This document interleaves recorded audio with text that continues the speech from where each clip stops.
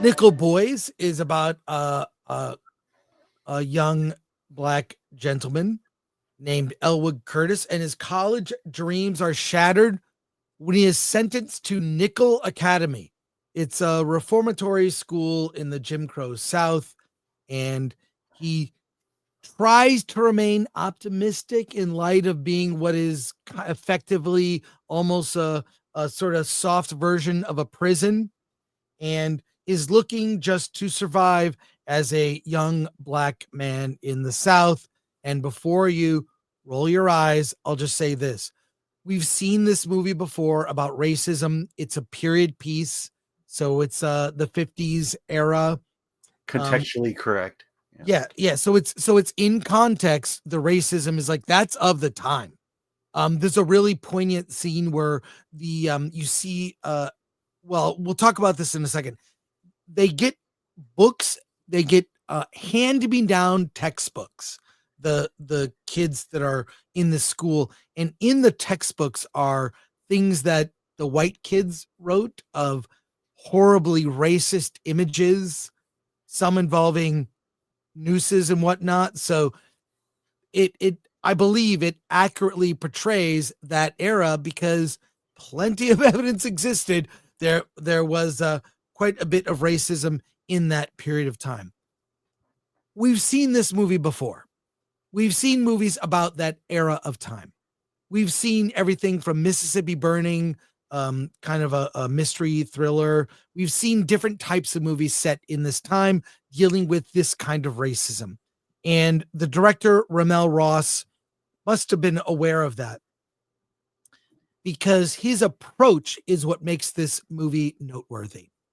Working with cinematographer Jameau Frey, which I think probably the best, some of the best cinematography of the year in this film.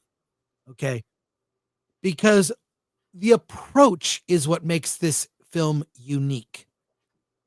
Ramel Ross shot this movie like a first-person video game, a first-person shooter video game, where you are the one that I'm trying to remember how often or if you see Elwood Curtis, but it's like you see the movie through his eyes. The camera is the character. You are the character. It's at first kind of, it's strange. You get so used to it, it makes everything that happens so powerful in a kind of movie and material and a subject matter that has been done to death. Is such a unique way to tell this story. I was riveted. I think it's very important. And the way he puts you in the eyes of the protagonist is incredibly unique. We've seen, the only movie I can think of that's like it is, you remember an action movie called Hardcore Harry? Yeah. I mean, was it Hardcore Harry or Hardcore? Yeah, it was Hardcore Harry. Yes. Yeah. Hardcore Harry. I'm going to look it up to make sure I get that right. No, it was Henry. Hardcore Henry from 2015 is an entire movie where you see Hardcore Henry. You see the whole movie from his point. You don't, I mean, you see the character in a mirror, I believe, but it's like you see the whole movie through first person. It's very video game like. That's what this movie does. It's very powerful. And I was automatically just sucked into the film, and it makes everything that happened just sort of much more meaningful. Alan, what did you think of Nickel Boys? Yeah, let me correct you for a moment. Okay. Because it was brought up at the CCA ceremony or dinner for Black cinema and television. It's, I would say 70% of the movie is from first person perspective, and it's not just the main character. Yes, it does change. It does change. Yeah. And the thing that I like his grandmother. Right. Like there's a scene where his grandmother comes looking for him, or his mother comes looking for somebody. Yeah, he's talking to someone. We're seeing it from the perspective of the person, but not the main character. Yes, but what I'm saying is, hold on.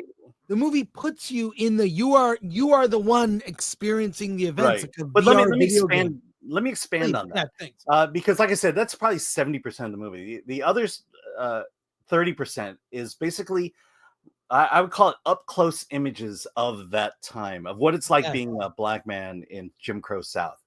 It's this movie. There's rarely a wide shot in this movie. Everything is really up close and in your face.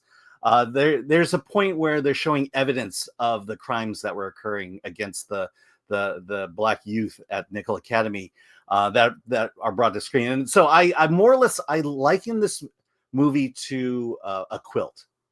A quilt of the black experience of Jim Crow South, because it's not only the fact that you're watching things through the point of view, but it's a lot of fast cuts. You're getting glimpses of things that were, feelings and emotions of the South, of what was happening to blacks in the South, what was happening to these boys who were, spoiler alert, they're slowly being murdered over time. Just because of the racism that was going on. And so the scenes move quickly. The cuts are fairly quick. They're up close. They're in your face. And that's all designed to give you a more tactile, a more emotional grasp of what was happening at that time. And that's, to me, that not only takes what you're saying about the POV, but really takes this art form and gives you a visceral, emotional feeling of what was it like going back in that time. Contrasted to the last one we talked about, The Room Next Door, that seemed art for art's sake. This is art with a purpose and art for a meaning, and I do give this a high recommendation. Yeah, same. It's almost like parts of it, the parts you pointed out, are almost kind of documentary like. Yes. Yeah. My only quibble is I am starting to loathe time jumping. I hate time jumping, because a lot of the times they don't warn you what's happening. And when it happens, you're confused as to, well, where am I? Who is this? And what's happening now is I'm not figuring it out until well into the movie. And it just comes frustrating. Yeah, the time jumping was weird. But the whole experience of it, I didn't mind that. I just think it's such a different way to tell this story that it's incredible. So yeah, I feel like that this movie would have been average had it not been shot this way. Yeah, the approach, the unique way to tell the story is what makes it so powerful. Mm-hmm. So I give it a recommend as well. High recommend. And we'll see this movie come up in awards season, I believe. So I think this is my best cinematography movie of the year. 100%. 100%. Mm-hmm.